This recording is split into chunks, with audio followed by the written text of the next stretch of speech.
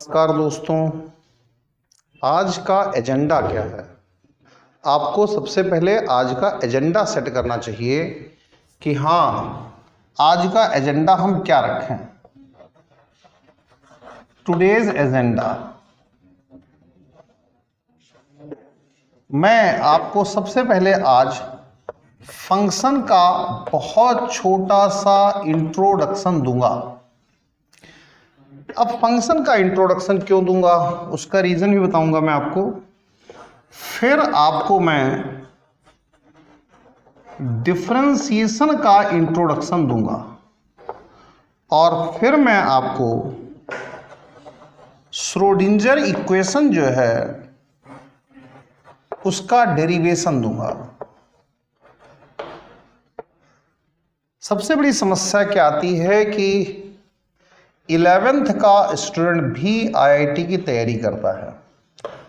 तो 11th का student IIT की तैयारी करता है, 11th के स्टूडेंट को कुछ पता होता नहीं है, क्योंकि फंक्शन वगैरह वो 12th में आते हैं, उसे पता नहीं चलता है। डिफरेंशिएशन में आपको मैं पार्शियल डिफरेंशिएशन भी बताऊंगा कि हाँ, पार्शियल डिफरेंशिएशन की जरूरत क्यों पड़ी है।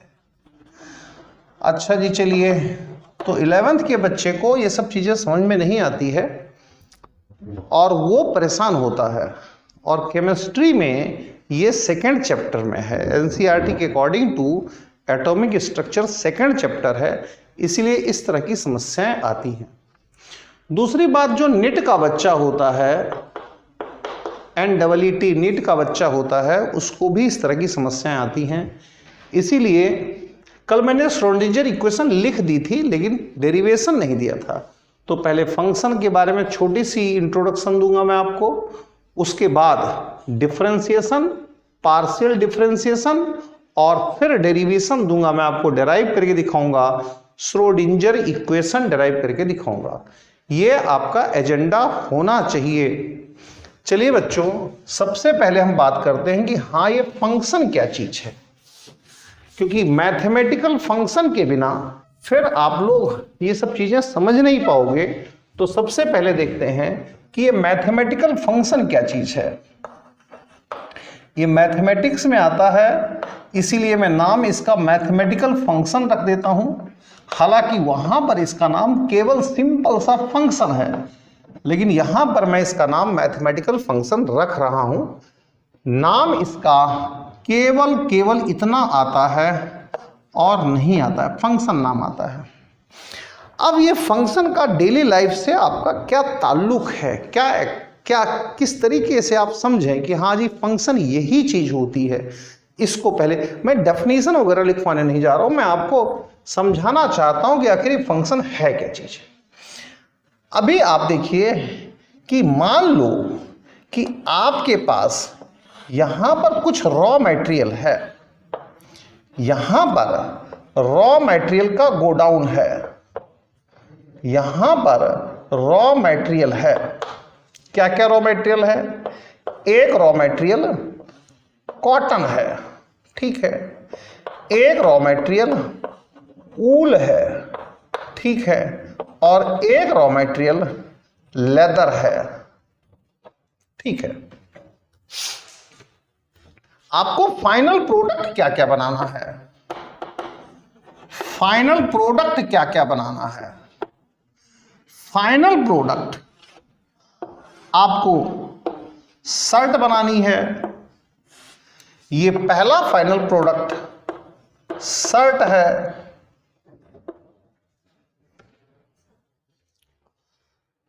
दूसरा फाइनल प्रोडक्ट जो आपको देना है वो मान लो शूज देने हैं। तीसरा फाइनल प्रोडक्ट मान लो आपको जैकेट बनाकर देना है। ये इस तरीके से फाइनल प्रोडक्ट्स आपको बना करके देने हैं।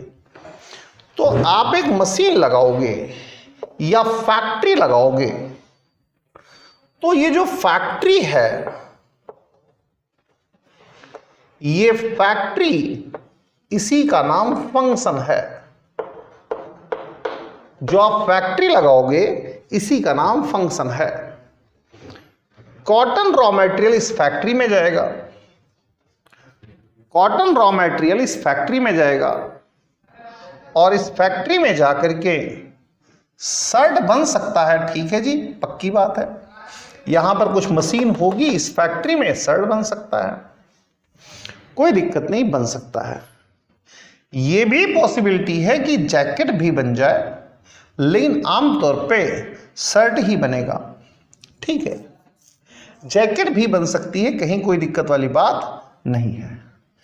ऊल है, इस फैक्ट्री में गया, यहां कोई मशीन लगी हुई है, ये फंक्शन मशीन है, इससे भी शर्ट बन सकता है, जैकेट भी बन सकती है, शर्ट भी बन सकता है, जैकेट भी बन सकती है, कहीं कोई दिक्कत नहीं है।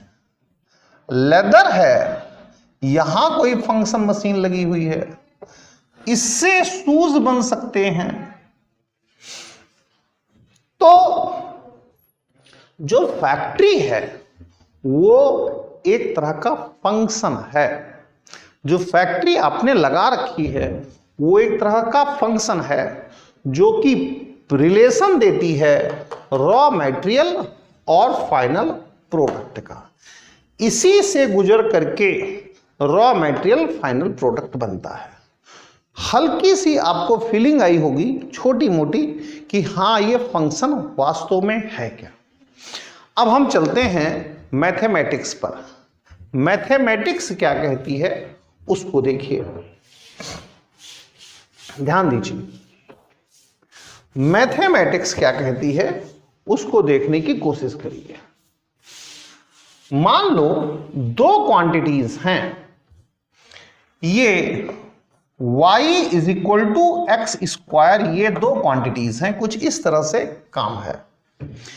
बच्चों जरा समझने की कोशिश करिए, जो y है ये फाइनल प्रोडक्ट है, फाइनल प्रोडक्ट है, और जो x है हेयर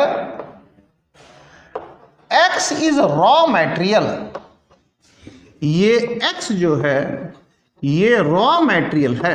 ध्यान दीजिए, यहां पर मैं रॉ मटेरियल लिखता हूं, यहां पर रॉ मटेरियल लिखता हूं, यानी कि यहां पर मैं x लिखता हूं, यहां पर मैं फाइनल प्रोडक्ट लिखता हूं, फाइनल प्रोडक्ट लिखता हूं। इसका मतलब मैं y की वैल्यू लिखूंगा, यहां पर मैं लिख देता हूं वैल्यू ऑफ x, यहां पर मैं लिख देता हूं वैल्यू ऑफ y, यहां पर मैं फंक्शन लिखता हूं, फंक्शन लिखूंगा, फंक्शन लिखूंगा, यानी कि वो रिलेशन लिखूंगा जिस रिलेशन के थ्रू x और y आपस में जुड़े हुए हैं। इसका मतलब फैक्ट्री, इसका मतलब रिलेशन लिखूंगा मैं by which x and y are bonded या आर रिलेटेड, ये लिखूंगा मैं। चलिए खैर ठीक है, हम x की वैल्यू 2 लेते हैं। तो अब क्या है, y is equal to x square है। इसका मतलब यह है कि आपको अब y पाने के लिए x की जगह पर 2 रखना पड़ेगा, तो y की वैल्यू 4 आ जाएगी। थोड़ा सा समझ में आया होगा आपको। यहां पर मैं x की वैल्यू 3 पुट करता हूं, जो रिलेशन है वो लिखता हूं y is equal to x square. तो ये x की पावर 2 यानी 3 की पावर 2, अब ये फाइनल प्रोडक्ट 9 आता है। थोड़ी सी और बात बताता हूं मैं आपको। यहां पर मैं 4 लिखता हूं, जिस फंक्शन से आपस में जुड़े हुए हैं वो लिखता हूं। ये 4 की पावर 2, ये 16 आ जाता है। तो फाइनल रॉ मटेरियल से एक मशीन, एक फैक्ट्री का इस्तेमाल करते हुए हमने फाइनल प्रोडक्ट को बनाया है, हमने फाइनल प्रोडक्ट को ऑब्टेन किया।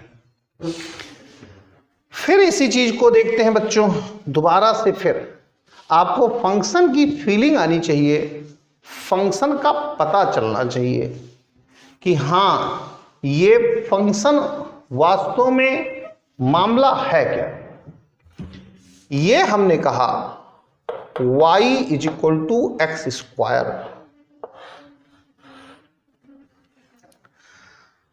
तो हम इसे कह सकते हैं y is function of x। मैं लिखता भी हूं y is function of x। ये लिखने का तरीका है, ये इसको लिखने का तरीका है। अब चलिए बच्चों, अभी थोड़ा सा और आगे बढ़ने की कोशिश करते हैं। डिफरेंशिएशन हल्का सा बताता हूं, फिर इसमें फिर चलते हैं कि हाँ जी डिफरेंशिएशन क्या होता है। बहुत बहुत बहुत कम बताऊंगा, 11th के बच्चे, नीट के बच्चों की वजह से सब बताना पड़ता है, अदरवाइज कोई इशू नहीं है। 12th का बच्चा तो अच्छी तरह से जानता है इन सब चीजों को। तो डिफरेंशिएशन, इसकी मीनिंग क्या होती, क्या मतलब होता है। डिफरेंशियल किसे कहते हैं, डिफरेंशिएशन की मीनिंग क्या होती है। डिफरेंशिएशन की सीधी सीधी मीनिंग है change with respect to any other quantity. तो बहुत आसानी से देखते हैं, rate of change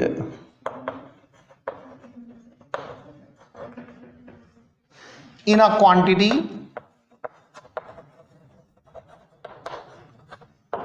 with respect to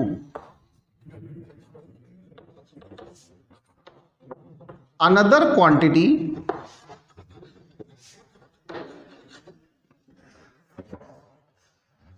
which is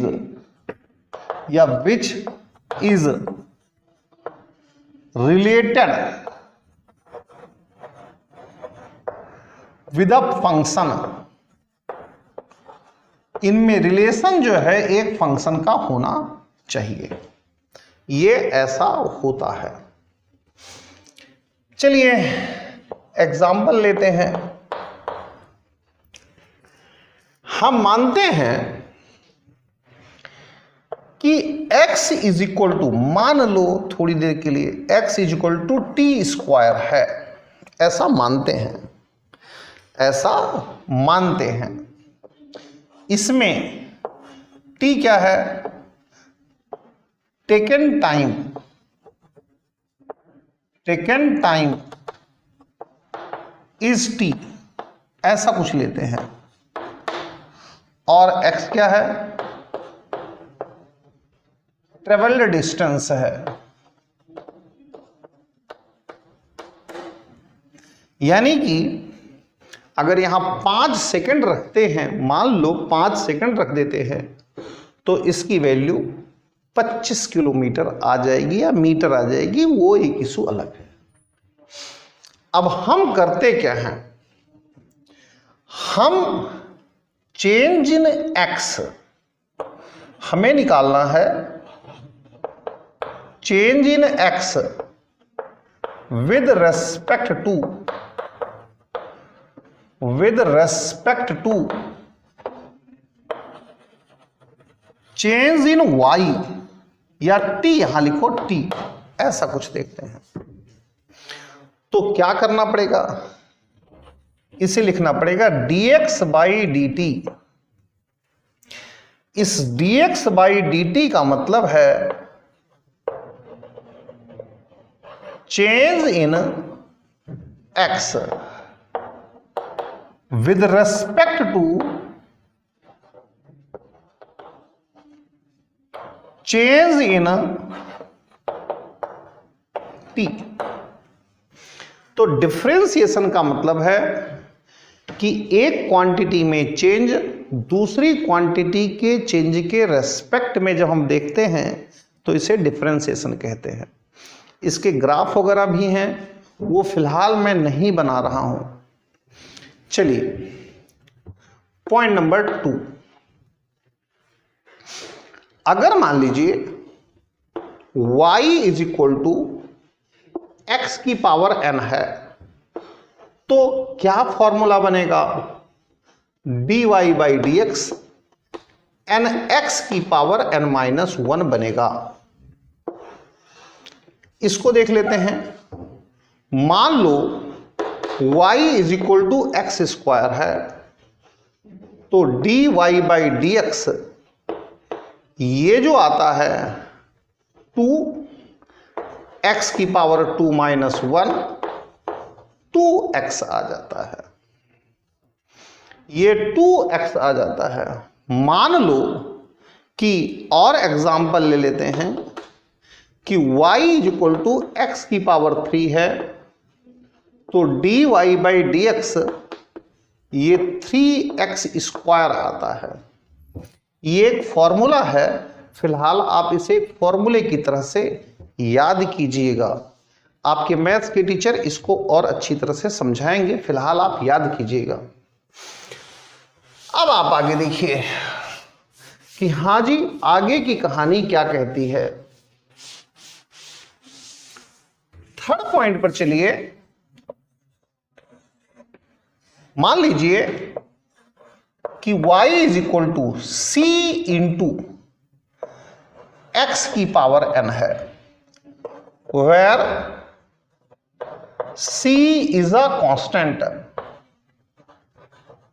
c constant है तो dy by d x c बाहर ले लो, d by d x x to the power n, c बाहर है, ये n x to the power n-1 पुराना formula लग जाता है। इसका एक छोटा मोटा एग्जाम्पल देख लो कि हाँ जी इसका छोटा मोटा एग्जाम्पल क्या है। मान लो y is equal to 5x cube है, ऐसा मान लो, तो dy बाई डी एक्स जब हम निकालेंगे तो 5 इंटू 3x स्क्वायर आ जाएगा, बस आगे कुछ नहीं। बच्चों अब समस्या कहाँ आती है, मैं ज़्यादा कुछ नहीं बताने वाला हूँ, लेकिन अब आगे समस्या कहाँ आती है। समस्या आती है पार्शियल डिफरेंशिएशन में। तो पार्शियल डिफरेंशिएशन क्या होता है और पार्शियल डिफरेंशिएशन का इस्तेमाल कितना और क्यों किया जाता है उसे भी थोड़ा सा समझिए कि हाँ जी पार्शियल डिफरेंशिएशन ये है और पार्शियल डिफरेंशिएशन का इस्तेमाल क्यों कैसे किया जाता है। पार्शियल डिफरेंशिएशन, पार्शियल डिफरेंशिएशन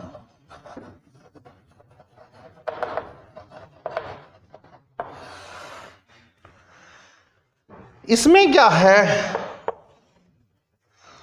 दो वेरिएबल्स हैं। क्या है, दो वेरिएबल्स हैं। सबसे बड़ी इसमें बात यह है, यानी कि y इज इक्वल टू 5 या चलो कोई और ले लो, five is equal to 5xy है, कुछ ऐसा है, कुछ ऐसा है। 5 इज इक्वल टू 5xy है। तो 5 की वैल्यू एक वेरिएबल x और एक वेरिएबल y पर डिपेंड करती है। Value of 5 depends on two variables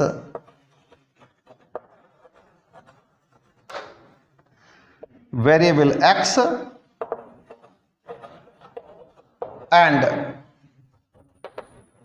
variable y। इसको अगर लिखने का तरीका हो तो कैसे लिखने का तरीका है? फंक्शन की फॉर्म में, फॉर्म ऑफ फंक्शन, फंक्शन की फॉर्म में कैसे लिखेंगे? Phi is equal to f x comma y, ऐसे कुछ लिखने का तरीका है। थोड़ा एग्जाम्पल देखो बच्चों, थोड़ा एग्जाम्पल देखो। P is equal to n r T upon V हो गया। तो P is equal to n r T V की पावर -1 हो गया। जो NR है बच्चों, इसे हम कांस्टेंट ले लेते हैं, तो हम यहां पर कह सकते हैं, क्या कह सकते हैं? वैल्यू ऑफ P, P क्या है बच्चों? प्रेशर है, depends on variable 1 T and variable V। वैसे बता दूं, यहां पर N का मतलब नंबर ऑफ मोल्स होता है और R जो होता है वो UGC मतलब यूनिवर्सल गैस कांस्टेंट होता है। तो वो तो दोनों कांस्टेंट हो गए। लिखने का तरीका क्या है? P is equal to function T comma V। ये फंक्शन की फॉर्म में लिखने का तरीका है, इसको इस तरीके से लिखा जाता है। अब समस्याएं कहां खड़ी होती हैं, ये पहला पॉइंट आपको क्लियर होना चाहिए। समस्याएं कहां खड़ी होती हैं? देखिए,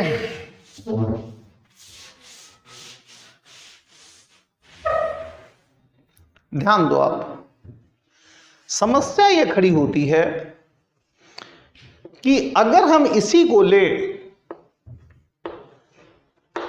phi is equal to 5xy, mathematical form में लिखते हैं phi is equal to function of xy, function की फॉर्म में लिखते हैं, इसे ही कहना ज्यादा सही है। तो मेरे दोस्तों, समस्या कहां खड़ी होती है और उसका हम समाधान कैसे करेंगे? प्रॉब्लम है तो उसका सॉल्यूशन कैसे करेंगे? ये सॉल्यूशन कैसे करेंगे? हमें एक वेरिएबल को कांस्टेंट करके तो दूसरे वेरिएबल के रेस्पेक्ट में फाई में हुआ चेंज देखना पड़ेगा। समझ में तो नहीं आया होगा। चलिए एक टीचर को लेते हैं। टीचर की इनकम आजकल दो चीजों पर डिपेंड कर रही है। किस पर डिपेंड कर रही है? एक ऑनलाइन पर डिपेंड कर रही है और एक ऑफलाइन पर डिपेंड कर रही है। इस तरह से टीचर की इनकम डिपेंड कर रही है। ले लीजिए, इसे ही ले लीजिए, फाई को इनकम ले लीजिए, x कॉमा वाई ले लीजिए, वही बात आ गई। तो अब कैसे निकालें चेंज इन इनकम? कैसे निकालें? एक काम करें, ऑफलाइन की इनकम को फिक्स करते हैं। तो change in income with respect to change in online system, तो एक तरीका है fix, make fix online income and then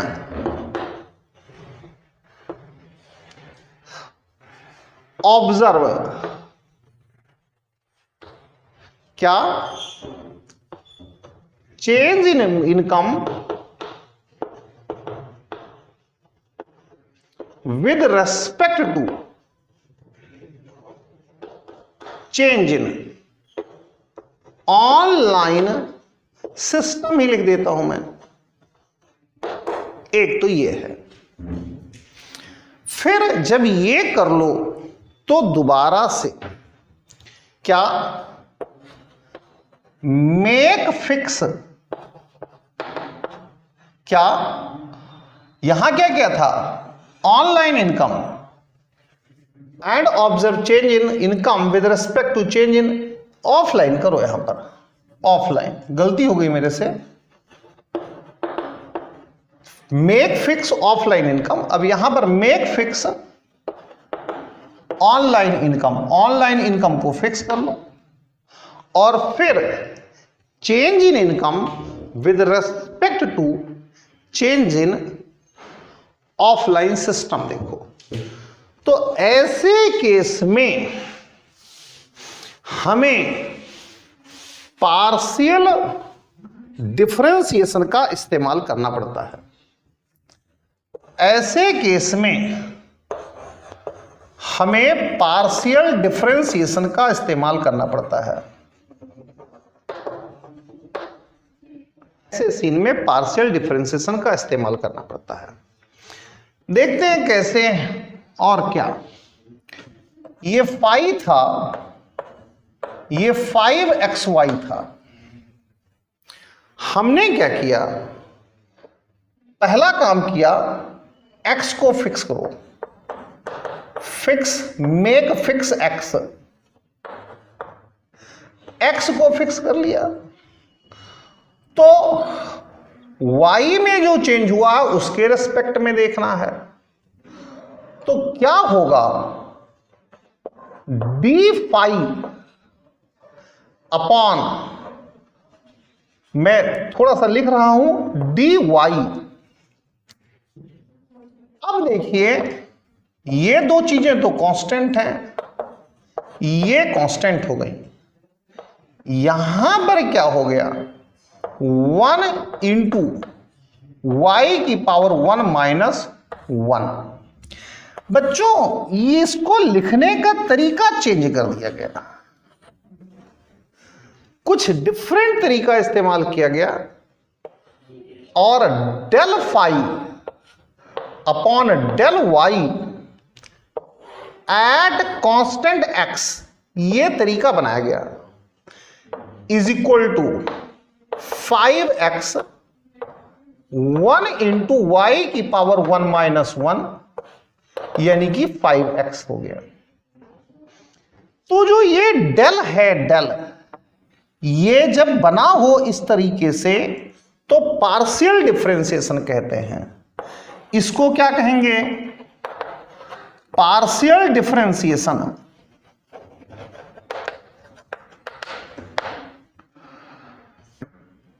of phi with respect to, shortcut लिखूंगा, with respect to change in y at constant x, change in y at constant x, ऐसा लिखने का fashion है। थोड़ा सा आगे बढ़ो आप, थोड़ा सा आगे बढ़िए, फिर दोबारा से यही है। तो phi is equal to 5xy है। इस बार क्या किया, मेक फिक्स y को फिक्स कर लिया तो डायरेक्ट लिख रहा हूं मैं del phi upon del x at constant y, अब डायरेक्ट लिख रहा हूं, is equal to 5y into 1 into x की पावर 1 माइनस 1, तो ये 5y आ जाएगा। तो जो ये साइन है दोस्तों, ये वाला साइन जो है, ये वाला तरीका जो है, ये इस्तेमाल होता है जब पार्शियल डिफरेंशिएशन निकाला जाता है। और मेरे दोस्तों इस बात को भी याद रखिए कि जब एक से ज्यादा वेरिएबल्स होते हैं तब पार्शियल डिफरेंशिएशन सिस्टम का इस्तेमाल किया जाता है। एक वेरिएबल के रेस्पेक्ट में डिफरेंशिएशन किया जाता है, बाकी वेरिएबल्स को कांस्टेंट किया जाता है। चलिए दोस्तों चलते हैं श्रोडिंगर इक्वेशन तक, देखते हैं कि ये श्रोडिंगर इक्वेशन कैसे ड्राइव होती है, इसका क्या मामला है। कल मैंने आपको बताया था कि श्रोडिंगर ने क्या माना, क्या क्या उसके अजम्पशंस थे। उसने इलेक्ट्रॉन की वेव को एक स्टैंडिंग वेव माना था, पहली बात। उसने इलेक्ट्रॉन को एटम के अंदर 3 डायमेंशनली लोकेट करने के लिए इलेक्ट्रॉन की एनर्जी को डिटरमिन करने की कोशिश करी थी।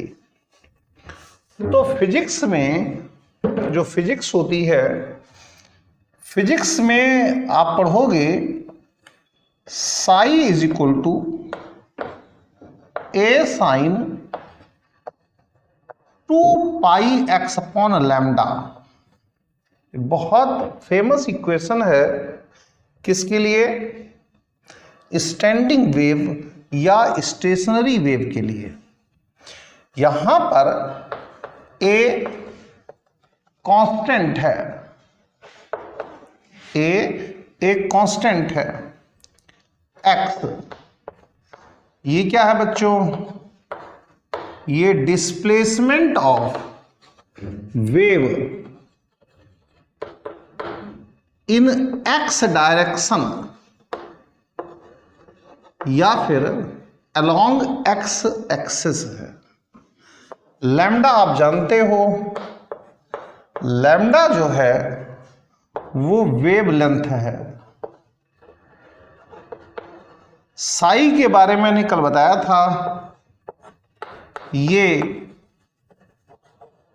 एम्पलीट्यूड फंक्शन है। ये सब डिस्कशन कल मैंने करा दिया था। अब हमें करना क्या है कि पार्शियल डिफरेंशिएशन करना है।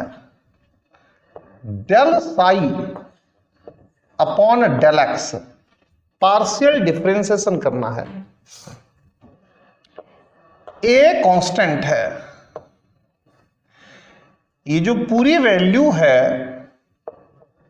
2 pi x, 2 pi upon lambda, ये बाहर आ जाती है। साइन की जगह पर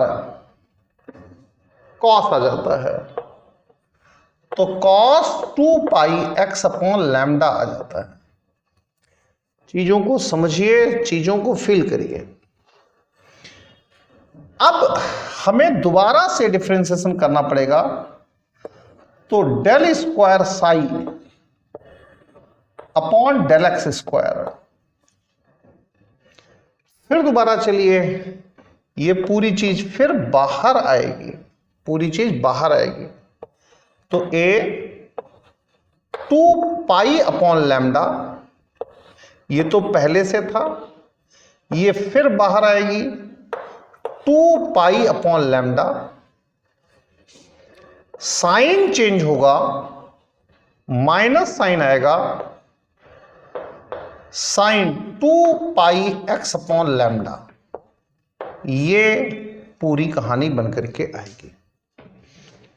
इस माइनस साइन को बाहर ले लो, इस ए को अंदर ले लो, तो ये आ जाएगा -2 × 2 4 pi square upon psi square. यहां चलिए pi square upon lambda square, sorry गलती हुई, यहां चलिए a sine 2 pi x upon lambda आ जाएगा। अब इस इक्वेशन को देखो, इस इक्वेशन से यहां पर इस पूरी वैल्यू की जगह पर साई को पुट करो तो क्या आएगा दोस्तों, del square psi upon del x square आ जाएगा, minus 4 pi square upon lambda square आएगा, यहां पर साई आ जाएगा। ये एक इक्वेशन बनकर के तैयार हो गई। अब जरा समझिए, चीजों को समझने की कोशिश करिए। ये एक्स डायरेक्शन में थी, ये कहां है, बहुत आराम से बिल्कुल बिना हिचकिचाए कहिए, ये इक्वेशन इन एक्स डायरेक्शन है। ये एक्स डायरेक्शन में इक्वेशन आई है और जो ये बनकर के तैयार हुआ है, 2 बार डिफरेंशिएशन करके आया है, तो ये कहीं ना कहीं एनर्जी टर्म को बताने लग जाएगा। अब आप आगे देखिए, अगर हम तीनों डायरेक्शंस के लिए लिखें, तीनों डायरेक्शंस के लिए लिखें, x direction, y direction, z direction, तीनों के लिए लिखें, तो तीनों के लिए क्या आएगा उसको जरा समझिए। तीनों डायरेक्शंस के लिए क्या आएगा, मैं इसे रब कर रहा हूं,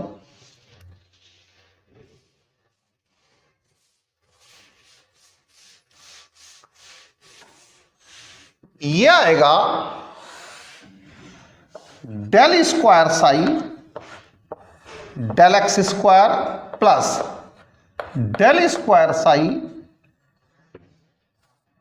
del square psi upon del y square plus del square psi del z square. यहां पर हमने इसको, इस पूरे सिस्टम को 1 2 3 तीनों डायरेक्शंस के लिए लिख दिया। ये -4 pi square lambda square psi आ जाएगा। ये आपके पास इक्वेशन फॉर ऑल 3 डायरेक्शंस आ गई। ये आपके पास इक्वेशन फॉर ऑल 3 डायरेक्शंस आ गई। इक्वेशन फॉर ऑल 3 डायरेक्शंस आ गई, यानी कि एक्स एक्सिस पर, वाई एक्सिस पर, जेड एक्सिस पर सबके लिए आ गई। अब बच्चों इसमें क्या आगे क्या हो सकता है, एक काम तो ये हो सकता है कि लैम्डा को यहां से हटाया जाए। तो लैम्डा को हटाने के लिए आप डी ब्रॉगली को याद कीजिए, डी ब्रॉगली इक्वेशन लगाइए, lambda is equal to h upon m v. इसको उठाइए और यहां पर आप पुट कर दीजिए,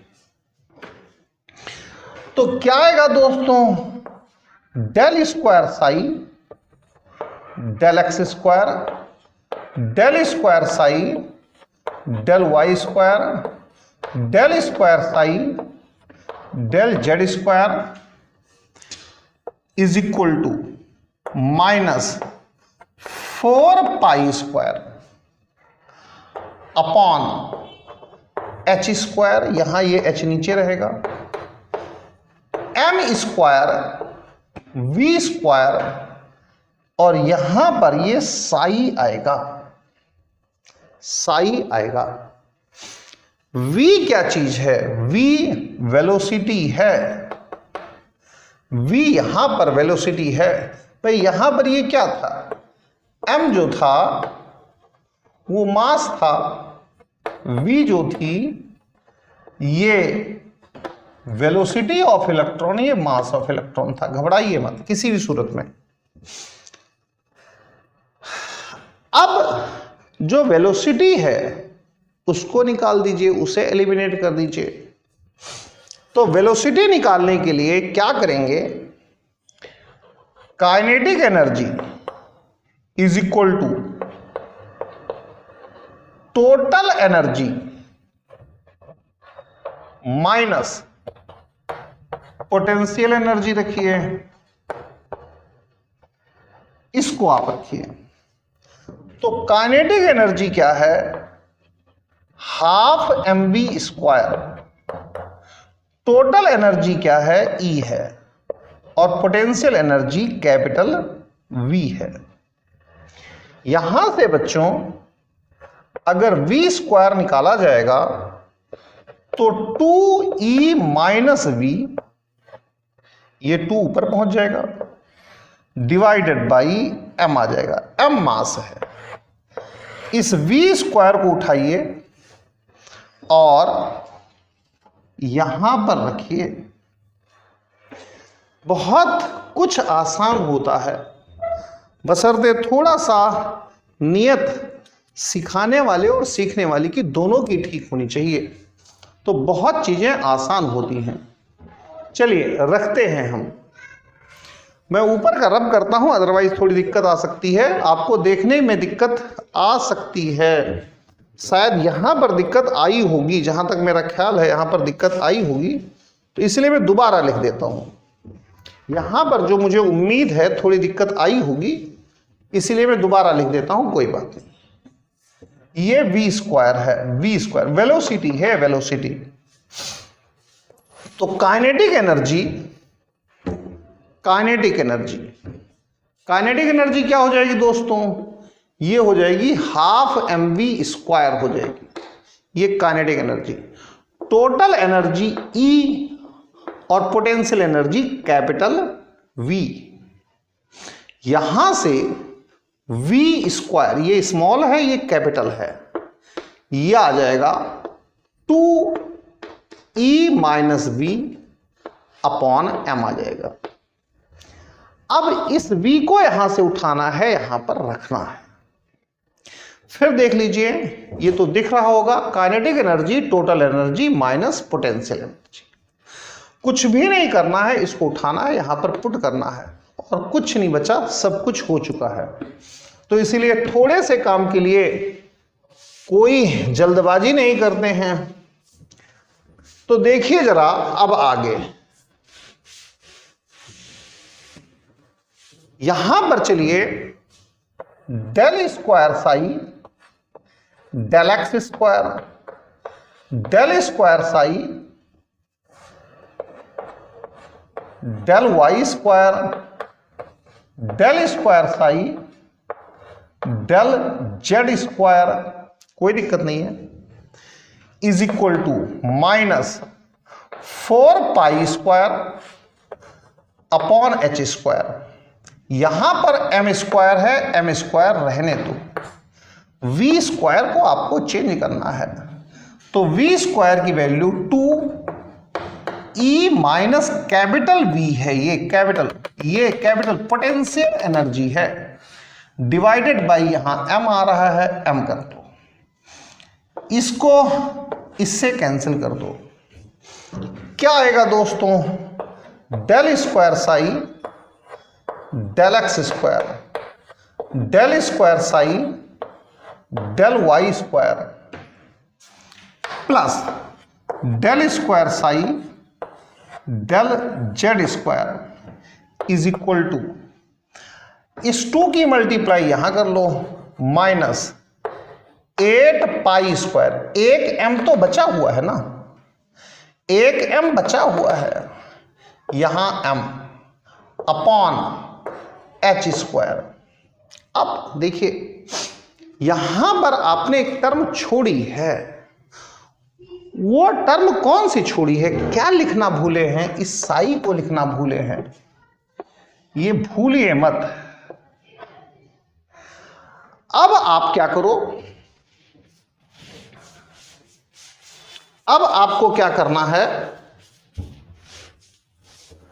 इसको उठा करके इस यहां ले जाना है लेफ्ट साइड में, del square psi del x square, del square psi, del y square, del square psi, del z square, अब प्लस आ जाएगा 8 pi square m upon h square, और यहां पर भी भूले हैं ई माइनस वी साई था, तो अब यहां पर ई माइनस वी साई और ये इक्वल टू 0 आ जाएगा। यही श्रोडिंजर इक्वेशन है। कल मैं आपको ऑपरेटर्स पढ़ाऊंगा। ये थोड़ा मैथमेटिक्स का पार्ट है। आज मैंने हर एक मैथमेटिक्स को क्लियर करने की कोशिश करी है, फंक्शन को भी समझाया है, पार्शियल डिफरेंशिएशन को भी समझाया है। मैथमेटिकल पार्ट है, 11th के बच्चे के लिए थोड़ी सी दिक्कत आती है, लेकिन अगर आप समझने की कोशिश करेंगे तो मैं जिस इजी तरीके से समझा रहा हूं आपको समझ में जरूर आएगा। कल मैं आपको ऑपरेटर्स बताऊंगा। आज के लिए इतना बहुत है। Thank you very much.